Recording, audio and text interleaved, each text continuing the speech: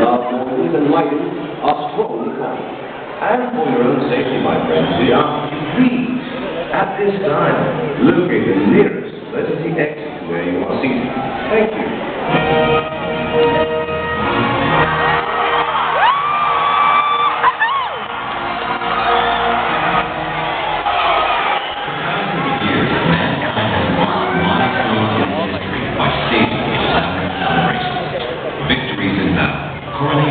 The birth of an heir to the throne. These were all occasions accompanied by displays of power and pageantry. Today, events such as a royal wedding, political conventions, even high school graduations are reminiscent of the great spectacle of the distant past. Medieval times seeks to recreate the electrifying atmosphere that would have been yours if you had journeyed to a tournament 1,000 years ago. How will we arrange a tournament we know to attend? Where's my Lord Chancellor? Sir Anthony, attend me at once. You will serve me, sir. Yes, is there any news of my captain of the guard? Thank you. Your captain of the guard has just returned from his journey. We'll send him to the dungeon. Not a worry.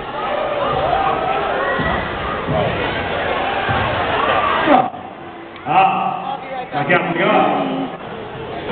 Good to see you. My lord, there is joyous news indeed, and much news of the rebel. Excellent, you've done well.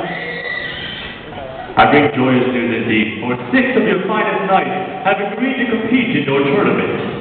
And what of the nobility of the kingdom? How are they? All shall attend, my lady. The lords, the ladies, the retainers will all make the journey to cheer their champion to a victory. Joyous news indeed, my lord. But such a gathering will require us beasts. Just so, but beasts are so many. We must begin to prepare. Lord Chancellor, see to rooms and lodging in the style to which our guests are accustomed. Oh, and summon the master falconer and tell him to send his hunting birds along. For we will require much game to lay on the table. Oh, and back to me, he who keeps our wine cellars, for our guests shall be thirsty.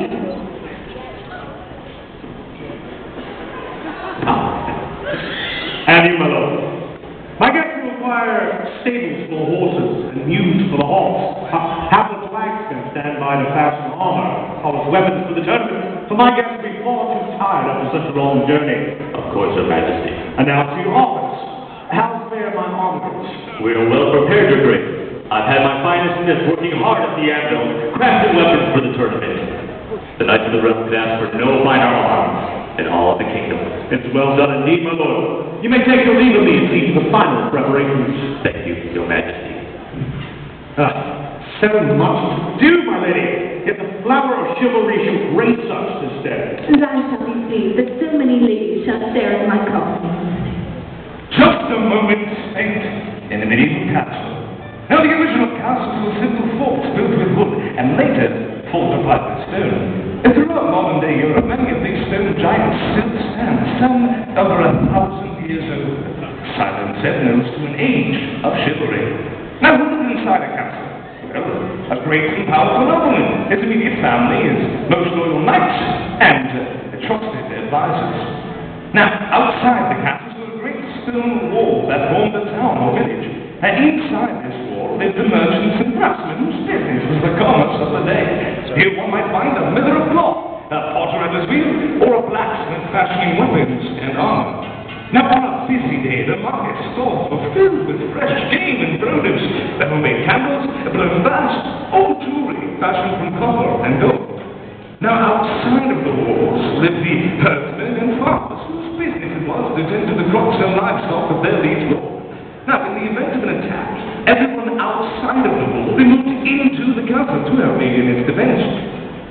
Rivers became a very intricate part in building of castles over 1,000 years ago. There were 3 reasons for this. First, the river provided fresh drinking water. Second, it provided irrigation for the crops. But third, and most importantly, the river provided for the castle's defense. By digging a huge ditch outside the walls of the castle and diverting the flow of the river through this ditch, the medieval moat was created. Now, the only way to gain entry to a castle over 1,000 years ago was to achieve the height of its walls. Now, for this, besiegers brought huge movable buildings known as siege towers. But, with the width of the moat in play, these towers could not be brought close enough to the walls to gain entry. And besiegers would be fools to try to swim across the moat, for their warriors were weighted down in heavy suits of chainmail armor. Now, the clothing we wear is very different from the clothing you wear today. They're here to tell you more about the wardrobe of the 11th century. Once again, their majesties. The clothing worn in the Middle Ages was a clear sign of rank in society. Peasants dressed very plainly, with garments fashioned from the simplest of materials, while noblemen and women, on the other hand, surrounded themselves in the finest of fabrics and the most expensive of jewels. My lady. Women wore headdresses, long flowing gowns, cloaks, and belts and jewels.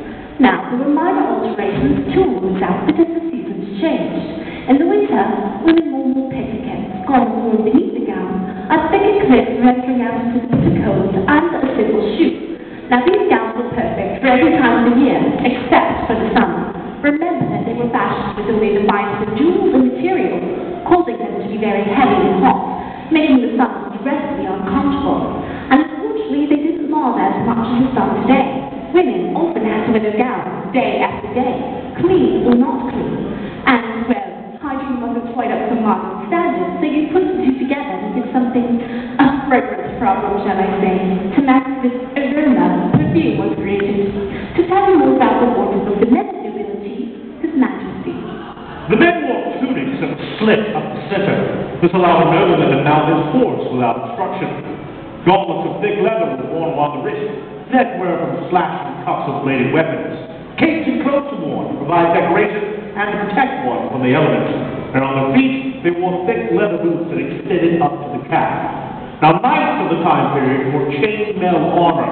Chainmail is a series of iron loops intricately fashioned to protect the wearer from slashing swords. When held in the hand, it is quite heavy, but when placed upon the body, the weight is evenly distributed, allowing for maneuverability. Now, the suits of armor the knights wore were developed in stages, beginning first with the helmet, later adding the cuirass or sleeveless breastplate, eventually evolving into a full-body suit of armor, complete with helmet, breastplate, and leggings. The knight was dressed and ready for the tournament. Ready for the tournament.